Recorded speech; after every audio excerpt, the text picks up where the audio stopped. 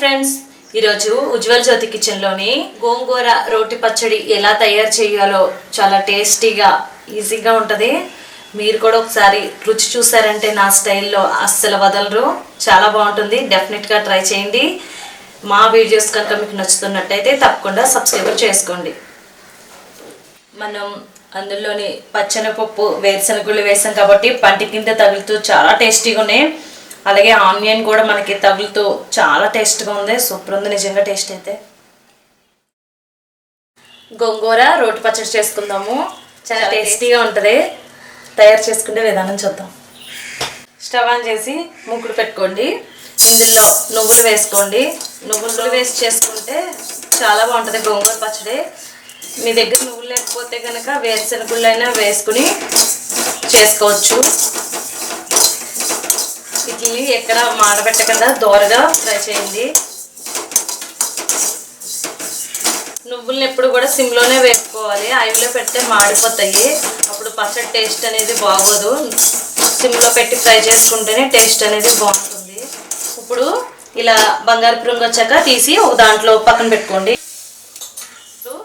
ఇదే మూకుడులోని కొంచెం ఆయిల్ వేసుకోండి. గోంగూర పచ్చడి కాబట్టి మనకి ఎక్కువే పడుతుంది. అలాగే వేరుశనగ నూనె వేసుకుంటే టేస్ట్ అనేది ఇంకా చాలా బాగుంటుంది. ఇప్పుడు ఎండుమిరపకాయలు ఒక కప్పు తీసుకోండి. ఇక్కడ మీరు అచ్చంగా ఎండుమిరపకాయలతో చేసినా పర్వాలేదు, లేకపోతే పచ్చిమిరపకాయలు తీసుకున్నా పర్వాలేదు. ఇందులోని ఒక కప్పు నేను పచ్చిమిరపకాయలు కూడా తీసుకుంటున్నాను. పచ్చిమిరపకాయలు కూడా వేసుకోండి. ఇందులోని రెండు కలిపి చేస్తే టేస్ట్ బాగుంటుందని నేను రెండు తీసుకున్నాను. మీరు అచ్చంగా ఎండుమిరపకాయలతోనైనా చేయొచ్చు, పచ్చిమిరపకాయలతోనైనా చేయొచ్చు.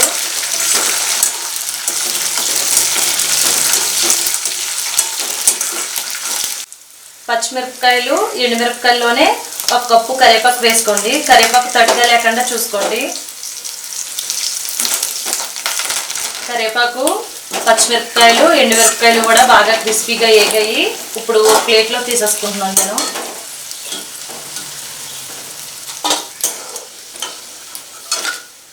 గోంగూర,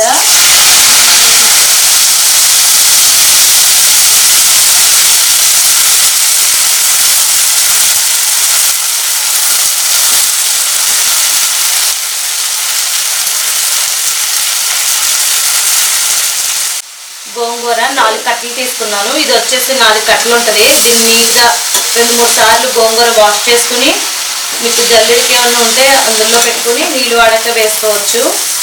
రోటి పచ్చడి కాబట్టి కొంచెం వాటర్ ఉన్నా కూడా లాగేసుకుంటుంది.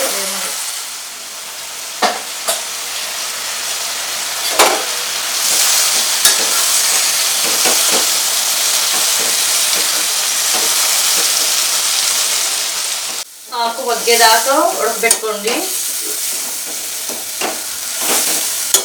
వేగనిచ్చేయండి బాగాను. అప్పుడే టేస్ట్ చాలా బాగుంటుంది. ఇది నేను తీసుకున్నది పుల్ల గోంగూర కాదు, మంచి గోంగూర తీసుకున్నాను. ఇందులో ఇప్పుడు చింతపండు కూడా వేస్తాను. కాడ చింతపండు కొంచెం అంటే కొంచెమే వేస్తున్నాను. మరీ వగరగా ఎగుటు పుట్టకుండా ఉంటుందని ఆ కొద్దిగా అయినా నేను ఇంకా కొంచెం వేసానండి గోంగూర ఇందులోని. నేను ఇప్పుడు ఈ గోంగూర మిక్సీ పట్టనండి. మిక్సీ పట్టకుండా అదే రోట్లో కానీ కుందులో కానీ వేసి తొక్కోవచ్చు. మీకు ఇష్టమైతే మిక్సీ కూడా పట్టుకోవచ్చు. గోంగూర పచ్చడి మిక్సీ కన్నా రుబ్బుకుంటేనే దాని టేస్ట్ బాగుంటుంది. ఇప్పుడు ఇలా బాగా ఆకంతా మగ్గిపోయింది కదండి. స్టవ్ ఆఫ్ చేసేయండి. ఫస్ట్ ఒక కుంది తీసుకుని దాన్ని నీట్గా కడుక్కోండి. కడుక్కున్న తర్వాత మనం ఫస్ట్ ఫ్రై చేసుకున్న నువ్వులను కూడా వేసేసుకోండి. నువ్వులను వేసేసుకుని ఇప్పుడు వీటిని దంచుకోండి. నువ్వులు ఇలా నలిగాయి కదండి. ఇప్పుడు పచ్చగా దంచుకోవాలి మనం. ఇలా అక్కడక్కడ పంటి కింద తగిలితేనే టేస్ట్ బాగుంటుంది పచ్చడిలోని. ఇలా నలిగితే సరిపోతాయి. ప్లేట్లోకి తీసేసి పక్కన పెట్టుకోండి. ఇప్పుడు ఇందులోని 1 స్పూన్ జీలకర్ర వేసుకోవాలి, లేదా స్పూనున్నర. జీలకర్ర పచ్చిదే వేసుకోవాలండి, అప్పుడే టేస్ట్ బాగుంటుంది. జీలకర్ర మెత్తగా అయ్యే వరకు దంచుకోండి.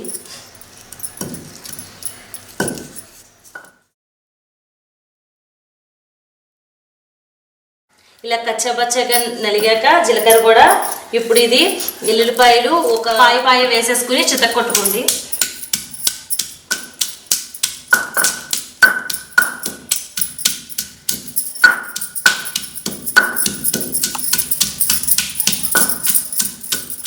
ఎల్లుల్లిపాయలు జీలకర్ర బాగా నలిగాక ఎండుమిరపకాయలు కరివేపాకు పచ్చిమిరపకాయలు కూడా బాగా దంచుకుందాం. ఇందాక ఫ్రై చేసుకున్నాయి.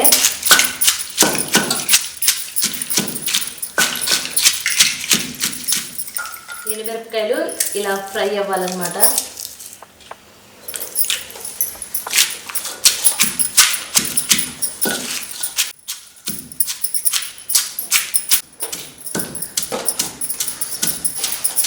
ఇందులో రుచికి తగ్గట్టు ఉప్పు వేసుకోండి. నేను ఉప్పు వచ్చేసి ఇక్కడ 2 స్పూన్లు తీసుకుంటున్నాను.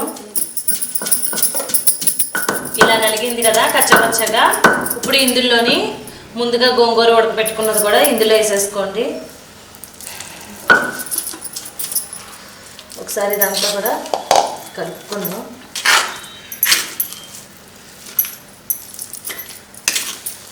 గోంగూర మనకి అక్కడక్కడ కనిపించాలంటే అంతలా మెత్తగా ఏం నలగకుండా పైన నలుపుకుంటే సరిపోతాయి. ఇప్పుడు ఇందులోనే గోంగూర దాంట్లోనే నువ్వులు కూడా ఇందాక దంచుకున్నాం కదా, నువ్వులు కూడా వేసేసుకుందాం ఇందులో. ఇప్పుడు అన్నీ కలిపి దంచుకుందాం.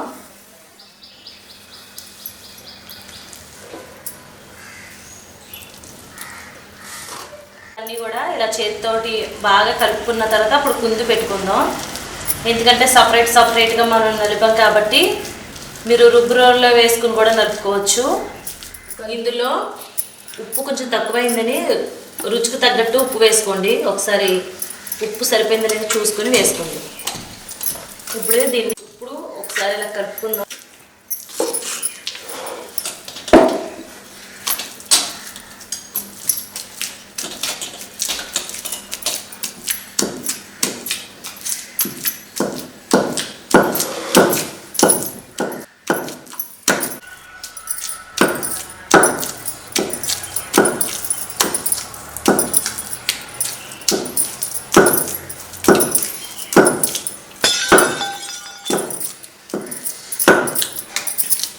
ఇప్పుడు ఇలా నలిగింది కదా, ఇప్పుడు పక్కకు తీసేసుకుందాం.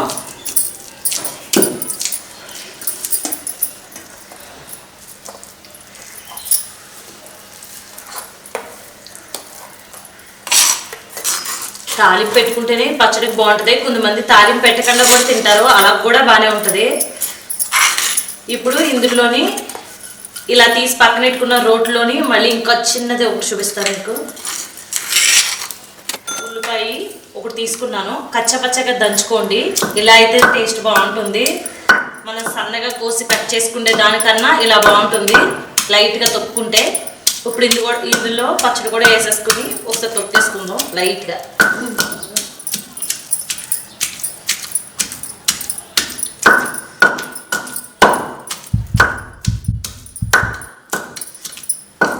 ఇలా నలిగినట్టుంటే ఉల్లిపాయ ఇలా సరిపోతుంది. ఇప్పుడు తీసేసుకుని తాలింపు పెట్టేసుకుందాం. తాలింపు కోసం ప్యాన్ పెట్టుకోండి, అందులో ఆయిల్ వేసుకోండి. టేస్ట్ ఎక్కువ కావాలంటే ఎక్కువ ఆయిల్ వేసుకోవచ్చు, తగ్గించి కావాలంటే కొంచెం తగ్గించి కూడా వేసుకోవచ్చు. ఎల్లుల్లిపాయలు చితకొట్టుకున్న 4-5 రెమ్మలు వేసుకోండి. 1 స్పూన్ మినపప్పు, 1 స్పూన్ శనగపప్పు, 1 స్పూన్ ఆవాలు, 1/2 టీ స్పూన్ జీలకర్ర. ఇక్కడ జీలకర్ర ఆఫ్ వేసాను కదా, మీకు కావాలంటే ఫుల్ స్పూన్ కూడా వేసుకోవచ్చు.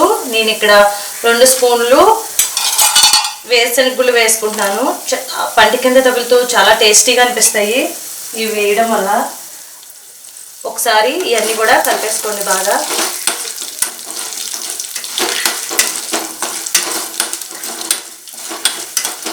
ఎండుమిరపకాయలు ఒక 4 వేసుకోండి. ఎండుమిరపకాయలు వేసుకున్నాక ఒకసారి బాగా కలుపుకోండి. ఇందులోని 6 రెమ్మల కరివేపాకు వేసుకోండి.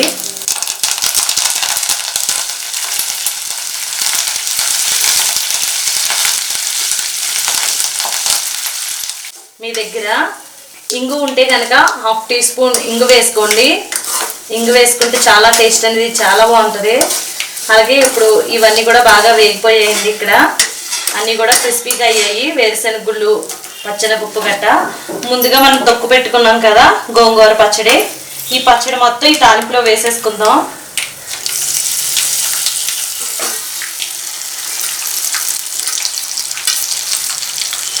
ఇదంతా ఒకసారి కలిపేసుకుందాం.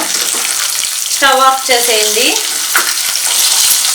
ఈ పచ్చడి వేయగానే స్టవ్ ఆఫ్ చేసేసుకోవాలి. ఉల్లిపాయ మరీ మనకి మెత్తగా అయిపోతుంది.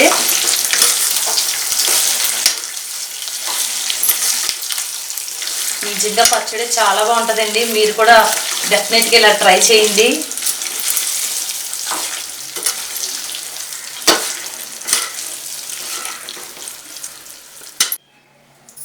రైస్ పెట్టుకొని ఇది ఒక స్పూన్ వేసుకున్నారంటే గోంగూర పచ్చడి